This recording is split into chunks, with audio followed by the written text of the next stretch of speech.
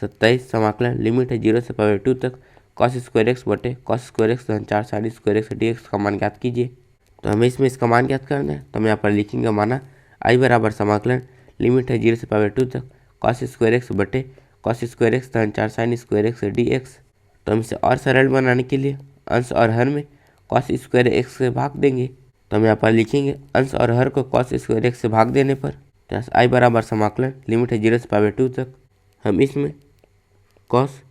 Square x से भाग देंगे तो ये और ये कट जाएगा, तो यहाँ पर आ जाएगा 1 बटे हम इसमें भी कॉस स्क्वायर एक्स से भाग देंगे तो ये और ये कट जाएगा, तो यहाँ पर आ जाएगा 1 धन 4 हम इसमें कॉस स्क्वायर एक्स से भाग देंगे तो साइन स्क्वायर एक्स बटे कॉस स्क्वायर एक्स को हम लिख सकते हैं टेन स्क्वायर एक्स यहाँ पर डी एक्स।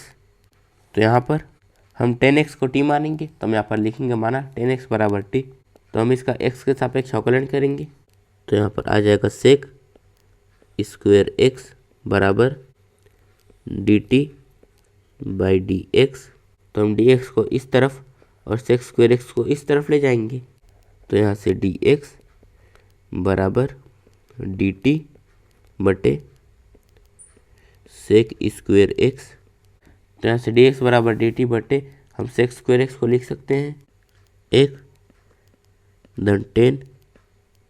स्क्वायर एक्स, और यहाँ पर dx बराबर dt हमने 10x को t माना है, तो हम यहाँ पर लिखेंगे 1 धन t का वर्ग।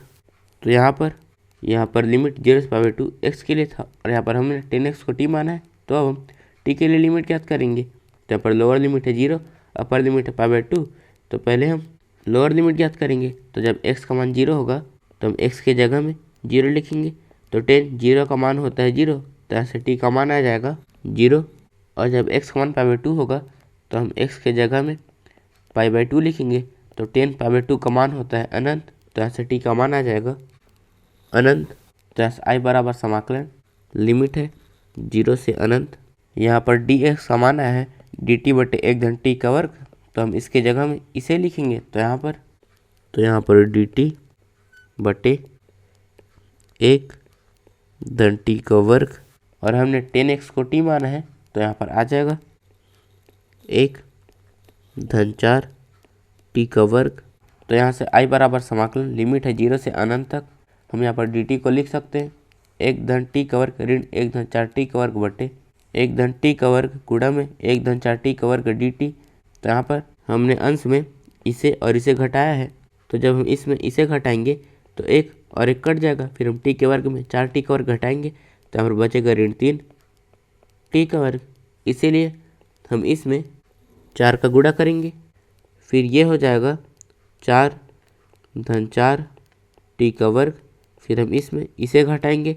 तो 4t के वर्ग से 4t का वर्ग कट जाएगा, फिर हम 4 में 1 घटाएंगे तो यहाँ पर क्या बचेगा 3। इसीलिए हम यहाँ पर 3 का भाग करेंगे, तो जब हम इसमें इसे घटाएंगे तो यहाँ पर बचेगा 3, फिर इस 3 से ये 3 कट जाएगा तो वापस हमें dt मिलेगा, तो हम इसे इस तरह भी लिख सकते हैं। तो यहाँ पर i बराबर 1/3 समाकलन लिमिट है 0 से अनंत तक हम इसे इन दोनों के बटे में लिख सकते हैं। तो पहले हम इसे इसके बटे में लिखेंगे, तो ये और ये कट जाएगा, तो यहाँ पर आ जाएगा 4/1 धन यहाँ पर आ जाएगा 4t का वर्ग, और हम 4t के वर्ग को लिख सकते हैं 2t पूरे का वर्ग यहाँ पर dt ऋण 1/3 समाकलन लिमिट है 0 से अनंत तक।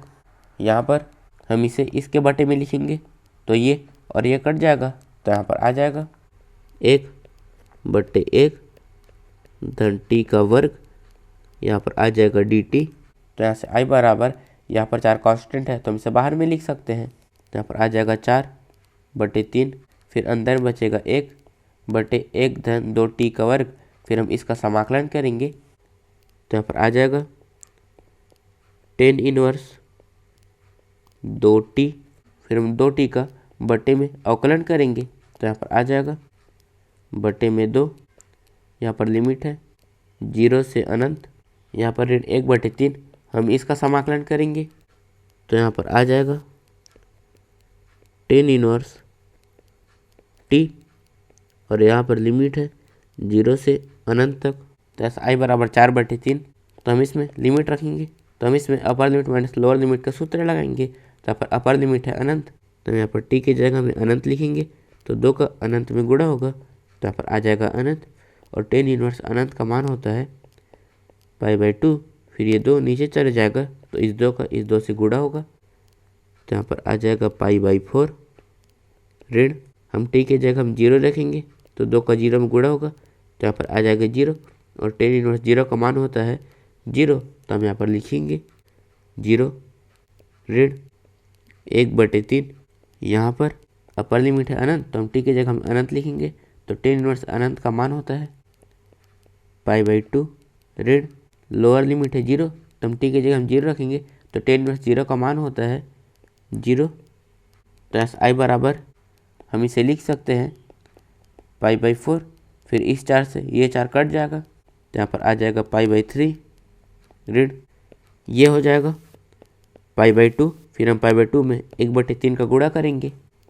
यहाँ पर आ जाएगा π/6। तो यहाँ से आई बराबर हम इसके अंश और हर में 2 का गुणा करेंगे, तो यहाँ पर आ जाएगा 2π/6 ऋण π/6। तो यहाँ से आई बराबर हम 2π में पाई घटाएंगे, तो यहाँ पर आ जाएगा π/6। तो यहाँ पर हमारा उत्तर है आई बराबर π/6। 28 समाकलन लिमिट है π/6 से π/3 तक sin x धन cos x बटे करनी sin 2x dx का मान ज्ञात कीजिए। तो हमें इसमें इसका मान ज्ञात करना है, तो हम यहाँ पर लिखेंगे माना आई बराबर समाकलन लिमिट है π/6 से π/3 तक sin x धन cos x बटे करनी sin 2x dx। तो आई बराबर समाकलन लिमिट है π/6 से π/3 तक sin x धन cos x बटे करनी। हम sin 2x को लिख सकते हैं 1 ऋण यहाँ पर 1 ऋण sin 2x यहाँ पर dx। तो ऋण का इसके अंदर गुणा होगा, तो ये और ये कट जाएगा और ऋण ऋण धन हो जाएगा, तो वापस sin 2x मिल जाएगा। तो हम इसे इस तरह लिख सकते हैं। तो यहाँ पर आई बराबर समाकलन लिमिट है π/6 से π/3 तक sin x धन cos x बटे करनी यहाँ पर 1 ऋण यहाँ पर हम 1 को लिख सकते हैं sin स्क्वायर x धन cos स्क्वायर x ऋण चूँकि sin 2x होता है 2 sin x cos x, तो हम इसके जगह में इसे लिख सकते हैं। तो यहाँ पर आ जाएगा 2 sin x cos x यहाँ पर dx। तो यहाँ से आई बराबर समाकलन लिमिट है π/6 से π/3 तक sin x धन cos x बटे करनी यहाँ पर 1 ऋण हम इसमें a ऋण b पूरे के वर्ग का सूत्र लगाएंगे, तो यहाँ पर यह है a और यह है b, तो यहाँ पर आ जाएगा sin x ऋण cos x पूरे का वर्ग यहाँ पर dx। तो हम sin x ऋण cos x को t मानेंगे, तो हम यहाँ पर लिखेंगे माना sin x ऋण cos x बराबर t। तो अब हम इसका x के सापेक्ष अवकलन करेंगे, तो हम sin x का अवकलन करेंगे, तो यहाँ पर आ जाएगा cos x ऋण हम cos x का अवकलन करेंगे, तो यहाँ पर आ जाएगा ऋण sin x, फिर ऋण का ऋण में गुणा होगा, तो यहाँ पर आ जाएगा धन sin x बराबर dt/dx। तो हम dx को इस तरफ ले जाएंगे, तो यहाँ पर हम पहले sin x को लिखेंगे धन यहाँ पर cos x यहाँ पर dx बराबर dt। यहाँ पर लिमिट π/6 से π/3 x के लिए था और हमने sin x ऋण cos x को t माना है, तो हम t के लिए लिमिट ज्ञात करेंगे। तो यहाँ पर लोअर लिमिट है π/6 और अपर लिमिट है π/3, तो पहले हम लोअर लिमिट ज्ञात करेंगे। तो हम यहाँ पर लिखेंगे जब x का मान π/6 होगा, तो हम x की जगह में π/6 लिखेंगे। तो sin π/6 का मान होता है 1/2 ऋण cos π/6 का मान होता है करनी 3/2। तो यहाँ से t का मान आ जाएगा 1/2 ऋण करनी 3/2 और यहाँ पर अपर लिमिट है π/3, तो हम यहाँ पर लिखेंगे जब x का मान π/3 होगा, तो हम x के जगह में π/3 लिखेंगे। तो sin π/3 का मान होता है करनी 3/2 ऋण cos π/3 का मान होता है 1/2। तो यहाँ से t का मान आ जाएगा करनी 3/2 ऋण 1/2। तो यहाँ से i बराबर समाकलन यहाँ पर लोअर लिमिट है 1/2 ऋण करनी 3/2 और अपर लिमिट है करनी 3/2 ऋण 1/2 और यहाँ पर साइन एक्स धन cos x D x D T के बराबर है, तो हम इसके जगह में डी टी लिखेंगे। तो यहाँ पर आ जाएगा डी टी बटे करनी 1 ऋण, हमने साइन एक्स ऋण कॉस एक्स को टी माना है, तो हम इसके जगह में टी लिखेंगे। तो यहाँ पर आ जाएगा टी का वर्ग। तो यहाँ पर आई बराबर हम इसका समाकलन करेंगे, तो यहाँ पर आ जाएगा साइन इनवर्स टी, यहाँ पर अपर लिमिट है करनी 3/2 ऋण 1/2 और हम इसमें से ऋण कॉमन लेंगे, तो यहाँ पर आ जाएगा ऋण करनी 3/2 ऋण 1/2। तो यहाँ से आई बराबर हम इसमें लिमिट को रखेंगे, तो इससे upper limit minus lower limit का सूत्र लगाएंगे। तो यहाँ पर अपर लिमिट है ये, तो हम टी के जगह में इसे लिखेंगे। तो यहाँ पर आ जाएगा साइन इनवर्स टी के जगह में करनी 3/2 ऋण 1/2 ऋण साइन इनवर्स, यहाँ पर ऋण करनी 3/2 ऋण 1/2। तो यहाँ से आई बराबर कोष्टक साइन इनवर्स करनी 3/2 ऋण 1/2 साइन इनवर्स माइनस थीटा होता है माइनस साइन इनवर्स थीटा। तो हम ऋण को इस तरफ ले जाएंगे, तो इस ऋण का इस ऋण से गुणा होगा। यहाँ पर आ जाएगा धन साइन इनवर्स करनी 3/2 ऋण 1/2। तो यहाँ से आई बराबर, यहाँ पर ये दोनों समान है तो हम इसे जोड़ सकते हैं। तो हम यहाँ पर लिखेंगे 2 साइन इनवर्स, हम करनी 3/2 ऋण 1/2 को लिख सकते हैं करनी 3 ऋण 1/2। तो यहाँ पर हमारा उत्तर है आई बराबर 2 साइन इनवर्स करनी 3 ऋण 1/2। 29 समाकलन लिमिट है 0 से 1 तक डी एक्स बटे करनी 1 धन एक्स ऋण करनी एक्स का मान ज्ञात कीजिए। तो हम इसमें इसका मान ज्ञात करना है, तो हम यहाँ पर लिखेंगे माना आई बराबर समाकलन लिमिट है 0 से 1 तक डी एक्स बटे करनी 1 धन एक्स ऋण करनी एक्स। तो आई बराबर समाकलन लिमिट है 0 से 1 तक। तो हम इसके हर का परिमेयकरण करेंगे, उसके लिए हम इसके विपरीत चिन्ह का मतलब हम करनी 1 धन एक्स धन करनी एक्स का अंश और हर में गुणा करेंगे। तो यहाँ पर आ जाएगा डी एक्स बटे करनी 1 धन एक्स ऋण करनी एक्स गुणा में करनी 1 धन एक्स धन करनी एक्स बटे करनी 1 धन एक्स धन करनी एक्स। तो यहाँ से आई बराबर समाकलन लिमिट है 0 से 1 तक, हम इसका इसमें गुणा करेंगे। तो यहाँ पर आ जाएगा करनी 1 धन एक्स धन करनी एक्स, यहाँ पर डी एक्स बटे हम इसमें ए धन बी गुणा ए ऋण बी का सूत्र लगाएंगे, जो होता है ए का वर्ग ऋण बी का वर्ग, और यहाँ पर यह ए और यह बी, और जब हम इनका वर्ग करेंगे तो करनी हट जाएगा। तो यहाँ पर आ जाएगा 1 धन एक्स ऋण यहाँ पर आ जाएगा एक्स। तो यहाँ पर आई बराबर समाकलन लिमिट है 0 से 1 तक, यहाँ पर आ जाएगा करनी 1 धन एक्स धन करनी एक्स बटे, हम इसे इस तरह लिख सकते हैं 1 धन एक्स ऋण एक्स, यहाँ पर डी एक्स, फिर इससे ये कट जाएगा। तो यहाँ से आई बराबर समाकलन लिमिट है 0 से 1 तक, यहाँ पर आ जाएगा करनी 1 धन एक्स धन करनी एक्स, यहाँ पर आ जाएगा डी एक्स। तो यहाँ से आई बराबर समाकलन लिमिट है 0 से 1 तक, हम करनी 1 धन एक्स और करनी एक्स को लिख सकते हैं 1 धन एक्स पूरे की घात 1/2 धन एक्स की घात 1/2, यहाँ पर डी एक्स। तो यहाँ से आई बराबर हम इनका समाकलन करेंगे, तो यहाँ पर आ जाएगा 1 धन एक्स की घात 3/2 बटे में आ जाएगा 3/2, फिर हम इसे ऊपर ले जाएंगे तो यहाँ पर आ जाएगा 2/3 धन एक्स की घात 3/2, इसके बटे में आ जाएगा 3/2 और हम इसे ऊपर ले जाएंगे तो यहाँ पर आ जाएगा 2/3, यहाँ पर लिमिट है 0 से 1 तक। तो यहाँ से आई बराबर हम इसमें से 2/3 को कॉमन लेंगे, तो यहाँ पर आ जाएगा 2/3, तो हम इसमें लिमिट रखेंगे, तो हम इसमें upper limit minus lower limit का सूत्र लगाएंगे। तो यहाँ पर अपर लिमिट है 1, तो हम x के जगह में 1 लिखेंगे, तो यहाँ पर आ जाएगा एक धन 1 की घात 3/2 धन यहाँ पर आ जाएगा 1 की घात 3/2 ऋण यहाँ पर लोअर लिमिट है 0, तो हम x की जगह हम 0 लिखेंगे, तो हम यहाँ पर 0 लिखेंगे, तो हम 1 में 0 को जोड़ेंगे, तो यहाँ पर आ जाएगा 1 की घात 3/2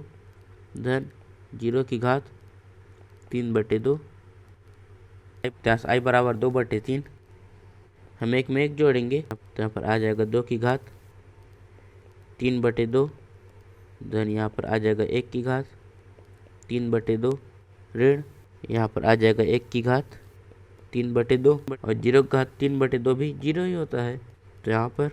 इससे ये कट जाएगा। i बराबर 2/3 गुणा यहाँ पर बचा है 2 की घात 3/2 और हम इसे इस तरह लिख सकते हैं 2 की घात 1 गुणा 2 की घात 1/2, क्योंकि जब हम इनका गुणा करेंगे तो 1 में 1/2 जुड़ जाएगा, तो यहाँ पर आ जाएगा 3/2, इसीलिए हम इसे इस तरह लिख सकते हैं। तो यहाँ से i बराबर हम 2 का 2 में गुणा करेंगे, तो यहाँ पर आ जाएगा 4 और हम 2 की घात 1/2 को लिख सकते हैं करनी 2/3, तो यहाँ पर हमारा उत्तर है i बराबर 4 करनी 2/3। 30 समाकलन लिमिट है 0 से π4 तक sin x धन cos x बटे 9 धन 16 sin 2x dx का मान ज्ञात कीजिए। तो हमें इसमें इसका मान ज्ञात करना है, तो हम यहाँ पर लिखेंगे माना i बराबर समाकलन लिमिट है 0 से π4 तक sin x धन cos x बटे 9 धन 16 sin 2x dx। तो यहाँ से i बराबर समाकलन लिमिट है 0 से π4 तक sin x धन cos x बटे 9 धन 16, हम sin 2x को लिख सकते हैं 1 ऋण यहाँ पर 1 ऋण sin 2x dx, क्योंकि जब हम ऋण का इसके अंदर गुणा करेंगे तो 1 और 1 कट जाएगा और ऋण का ऋण में गुणा होगा तो ये धन हो जाएगा, तो हमें वापस sin 2x ही मिलेगा, तो हम sin 2x को इस तरह भी लिख सकते हैं। तो यहाँ से i बराबर समाकलन लिमिट है 0 से π4 तक sin x धन cos x बटे 9 धन 16, यहाँ पर आ जाएगा 1 ऋण, हम इस 1 को लिख सकते हैं sin का वर्ग x धन cos का वर्ग x ऋण, जो कि sin 2x का सूत्र होता है 2 sin x cos x, तो हम इस sin 2x के जगह में इसे लिख सकते हैं, तो यहाँ पर आ जाएगा 2 sin x cos x यहाँ पर dx। तो यहाँ पर i बराबर समाकलन लिमिट है 0 से π4 तक sin x धन cos x बटे 9 धन 16, यहाँ पर 1 ऋण, हम इसमें a ऋण b पूरे के वर्ग का सूत्र लगाएंगे, तो यहाँ पर यह a और यह b, तो यहाँ पर आ जाएगा sin x ऋण cos x पूरे का वर्ग यहाँ पर dx। तो अब हम sin x ऋण cos x को t मानेंगे, तो हम यहाँ पर लिखेंगे माना sin x ऋण cos x बराबर t। तो अब हम इसका x के सापेक्ष अवकलन करेंगे, तो पहले हम sin x का अवकलन करेंगे, तो यहाँ पर आ जाएगा cos x ऋण, हम cos x का अवकलन करेंगे, तो यहाँ पर आ जाएगा ऋण sin x, फिर ऋण का ऋण में गुणा होगा, तो यहाँ पर आ जाएगा धन sin x t बराबर dt बाई dx। तो हम dx को इस तरफ ले जाएंगे, तो यहाँ पर लिमिट 0 से π4 x के लिए था और हमने sin x ऋण cos x को t माना है, तो अब हम t के लिए लिमिट ज्ञात करेंगे। तो यहाँ पर लोअर लिमिट है 0, अपर लिमिट है π4, तो पहले हम लोअर लिमिट ज्ञात करेंगे, तो हम यहाँ पर लिखेंगे जब x बराबर 0 है तो हम x के जगह में 0 लिखेंगे, तो sin 0 का मान होता है 0 ऋण cos 0 का मान होता है 1, तो यहाँ से आ जाएगा ऋण 1, तो यहाँ पर t का मान आया है ऋण 1, तो हम यहाँ पर लिखेंगे ऋण 1 और यहाँ पर अपर लिमिट है π4, तो जब x कॉन π4 होगा तो हम x के जगह में π/4 लिखेंगे, तो sin π4 का मान होता है 1/2 ऋण cos π4 का मान होता है 1/2, तो इससे ये कट जाएगा, तो यहाँ पर हमारा उत्तर आ जाएगा 0। तो यहाँ पर t का मान आया है 0, तो हम यहाँ पर लिखेंगे 0। तो यहाँ पर लोअर लिमिट है ऋण 1 और अपर लिमिट है 0, तो यहाँ से i बराबर समाकलन लिमिट है ऋण 1 से 0, यहाँ पर sin x धन cos x से dx dt के बराबर है, तो हम इसके जगह में dt लिखेंगे, तो यहाँ पर आ जाएगा dt बटे 9 धन 16, यहाँ पर हमने इसे t माना था, तो हम इसके जगह में t लिखेंगे, तो यहाँ पर आ जाएगा a ऋण t का वर्ग तो यहाँ से आई बराबर समाकलन लिमिट है ऋण 1 से 0 dt बटे हम 16 का इसमें गुणा करेंगे। तो यहाँ पर आ जाएगा 9 धन 16 ऋण 16 टी का वर्ग। यहाँ से आई बराबर समाकलन लिमिट है ऋण 1 से 0 dt बटे हम 16 में 9 जोड़ेंगे तो यहाँ पर आ जाएगा 25 और हम 25 को लिख सकते हैं 5 का वर्ग ऋण हम 16 टी का वर्ग को लिख सकते हैं 4 टी पूरे का वर्ग। तो यहाँ से आई बराबर जब हम 1/a का वर्ग ऋण x का वर्ग का समाकलन करते हैं तो वो होता है 1/2 है लॉग मॉडुलस a धन x बटे a ऋण x धन c। तो यहाँ पर यह है a और यह है x, तो हम यहाँ पर लिखेंगे 1/2 गुणा यहाँ पर a है 5 तो हम 5 का 2 में गुणा करेंगे तो यहाँ पर आ जाएगा 10 लॉग मॉडुलस यहाँ पर a है 5 धन x है 4t बटे 5 ऋण 4t यहाँ पर लिमिट है ऋण 1 से 0। यहाँ पर x की जगह हमें 4t था तो हम 4t का इसके बटे में अवकलन करेंगे तो यहाँ पर आ जाएगा 4 और हम इस 4 को यहाँ पर 1/4 इस तरह भी लिख सकते हैं तो हम यहाँ पर लिखेंगे 1/4 गुणा। तो यहाँ पर आई बराबर हम 1/10 का 1/4 में गुणा करेंगे तो यहाँ पर आ जाएगा 1/40। यहाँ पर आ जाएगा लॉग मॉडुलस 5 धन 4t बटे 5 ऋण 4t यहाँ पर लिमिट है ऋण 1 से 0। आई बराबर 1/40 कोष्टक हम इसमें लिमिट को रखेंगे तो हम इसमें upper limit minus lower limit का सूत्र लगाएंगे। यहाँ पर अपर लिमिट है 0 तो हम t की जगह में 0 को लिखेंगे तो हम t की जगह हम 0 लिखेंगे तो इस 0 का 4 में गुणा होगा तो यहाँ पर आ जाएगा 0 0 फिर हम 5 में 0 जोड़ेंगे और 5 में 0 को घटाएंगे तो यहाँ पर आ जाएगा लॉग 5/5 फिर 5 से 5 कट जाएगा तो यहाँ पर आ जाएगा लॉग 1 तो हम यहाँ पर लिखेंगे लॉग 1 ऋण यहाँ पर लोअर लिमिट है ऋण 1 तो हम t की जगह में ऋण 1 लिखेंगे यहाँ पर आ जाएगा 5 धन 4 t की जगह में ऋण 1/5 ऋण 4 t की जगह में ऋण 1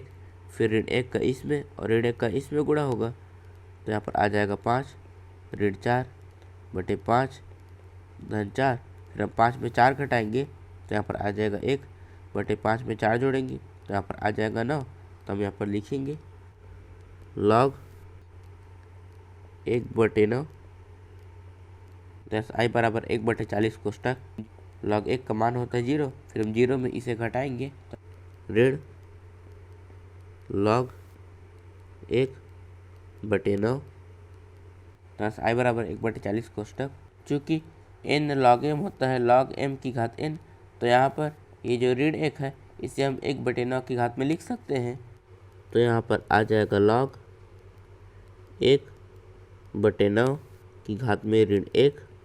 तो यहाँ से i बराबर 1/40 log हम 1/9 की घात ऋण 1 को लिख सकते हैं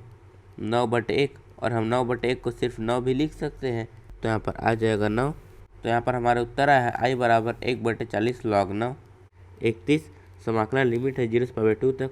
sin 2x tan inverse sin x dx का मान ज्ञात कीजिए। तो हमें इसमें इसका मान ज्ञात करना है तो हम यहाँ पर लिखिए माना i बराबर समाकलन लिमिट है 0/2 तक sin 2x tan inverse sin x dx। i बराबर समाकलन लिमिट है 0/2 तक चूँकि sin 2x बराबर होता है 2 sin x cos x तो हम इसके जगह में इसे लिख सकते हैं और यहाँ पर 2 कांस्टेंट है तो हम इसे बाहर में लिखेंगे तो यहाँ पर आ जाएगा 2 यहाँ पर sin x cos x tan inverse sin x यहाँ पर dx। तो अब हम sin x को t मानेंगे तो हम यहाँ पर लिखेंगे माना sin x बराबर t। तो अब हम इसका x के सापेक्ष अवकलन करेंगे तो यहाँ पर आ जाएगा cos x बराबर dt बाई dx। हम dx को इस तरफ ले जाएंगे तो यहाँ पर लिमिट 0/2 x के लिए था और हमने sin x को t माना है तो हम t के लिए लिमिट ज्ञात करेंगे तो यहाँ पर लोअर लिमिट है 0 अपर लिमिट /2 तो पहले हम लोअर लिमिट ज्ञात करेंगे तो हम यहाँ पर लिखेंगे जब x बराबर 0 है तो हम x के जगह में 0 लिखेंगे, तो साइन 0 का मान 0 होता है, तो यहाँ टी का मान आ जाएगा 0। यहाँ पर अपर लिमिट है π/2, तो जब x बराबर π/2 होगा तो हम यहाँ पर x के जगह में π/2 लिखेंगे, तो साइन π/2 का मान होता है 1, तो यहाँ टी का मान आ जाएगा 1। तो यहाँ से i बराबर 2 समाकलन लिमिट है 0 से 1 तक। तो हमने साइन x को t माना है, तो हम साइन x के जगह में t लिखेंगे, तो यहाँ पर आ जाएगा t tan inverse sine x के जगह में t, और यहाँ पर cos x dx dt के बराबर है, तो हम इसके जगह में dt लिखेंगे, तो यहाँ पर आ जाएगा dt। तो यहाँ से i बराबर 2, यहाँ पर ये दोनों गुणा में है, तो आइलेट के हिसाब से ये पहला और ये दूसरा हो जाएगा। तो अब हम इनमें खंडशः समाकलन का सूत्र लगाएंगे, जो होता है पहला वैसा ही रहेगा गुणा हम इसका समाकलन करेंगे, तो यहाँ पर आ जाएगा t का वर्ग बटे 2 ऋण समाकलन हम इसका अवकलन करेंगे, तो यहाँ पर आ जाएगा 1 बटे 1 धन t का वर्ग गुणा में हम इसका समाकलन करेंगे, तो यहाँ पर आ जाएगा t का वर्ग बटे 2, यहाँ पर dt लिमिट है 0 से 1 तक। तो यहाँ से i बराबर 2 tan इनवर्स t गुणा t का वर्ग बटे 2 ऋण, यहाँ पर 2 कांस्टेंट है तो हम इसे बाहर में लिखेंगे, तो यहाँ पर आ जाएगा 1 बटे 2 समाकलन, यहाँ पर आ जाएगा t का वर्ग बटे 1 धन t का वर्ग। तो अब हम इसमें 1 को जोड़ेंगे और 1 को घटाएंगे, और यहाँ पर आ जाएगा dt लिमिट है 0 से 1। तो यहाँ से i बराबर 2 tan इनवर्स t गुणा में t का वर्ग बटे 2 ऋण 1 बटे 2 समाकलन हम इसे इन दोनों के बटे में लिख सकते हैं। तो पहले हम इसे इसके बटे में लिखेंगे, तो ये और ये कट जाएगा, तो यहाँ पर आ जाएगा 1, यहाँ पर dt का यहाँ पर ऋण है तो इस ऋण का इस ऋण से गुणा होगा, तो यहाँ पर आ जाएगा धन 1 बटे 2 समाकलन। यहाँ पर हम इसे इसके बटे में लिखेंगे, तो यहाँ पर आ जाएगा 1 बटे 1 धन t का वर्ग, यहाँ पर आ जाएगा dt, यहाँ पर लिमिट है 0 से 1 तक। तो यहाँ से i बराबर 2 tan इनवर्स t गुणा t का वर्ग बटे 2 ऋण हम इसका समाकलन करेंगे, तो यहाँ पर आ जाएगा t, फिर हम t का इसमें गुणा करेंगे, तो यहाँ पर आ जाएगा t बटे 2 धन यहाँ पर 1 बटे 2 हम इसका समाकलन करेंगे, तो यहाँ पर आ जाएगा tan इनवर्स t, यहाँ पर लिमिट है 0 से 1 तक। तो यहाँ से i बराबर 2 हम इसमें लिमिट को रखेंगे, तो हम इसे upper limit minus lower limit का सूत्र लगाएंगे। तो यहाँ पर अपर लिमिट है 1, तो हम t के जगह में 1 लिखेंगे, तो हम यहाँ पर 1 लिखेंगे, तो tan इनवर्स 1 का मान होता है π/4 गुणा हम यहाँ पर 1 लिखेंगे और यहाँ पर भी 1 लिखेंगे, तो यहाँ पर आ जाएगा 1 बटे 2 ऋण 1 बटे 2 धन यहाँ पर है 1 बटे 2, हम यहाँ पर t के जगह में 1 लिखेंगे, तो tan इनवर्स 1 का मान होता है π/4। तो हम इसका गुणा करेंगे, तो यहाँ पर आ जाएगा π/8 ऋण में 1 बटे 2 धन हम इसका गुणा करेंगे, यहाँ पर आ जाएगा π/8। तो यहाँ से i बराबर 2 हम इन दोनों को जोड़ेंगे, तो यहाँ पर आ जाएगा 2 पाई बटे 8 ऋण 1 बटे 2, 2 एकम 2, 2 चौका 8। तो यहाँ से i बराबर हम 2 का इसमें गुणा करेंगे, तो पहले हम 2 का पाई बटे 4 में गुणा करेंगे, तो यहाँ पर आ जाएगा 2 गुणा पाई बटे 4, फिर 2 एकम 2, 2 दूनी 4, तो यहाँ पर बचा है π/2, तो हम यहाँ पर लिखेंगे π/2 ऋण हम 2 का 1 बटे 2 में गुणा करेंगे, तो 2 और 2 कट जाएगा, तो यहाँ पर आ जाएगा 1। तो यहाँ पर हमारा उत्तर है i बराबर π/2 ऋण 1। इस प्रश्नावली के नोट्स आप नीचे डिस्क्रिप्शन में दी लिंक से डाउनलोड कर सकते हैं और ऐसी वीडियोस के लिए चैनल को सब्सक्राइब जरूर करें। धन्यवाद।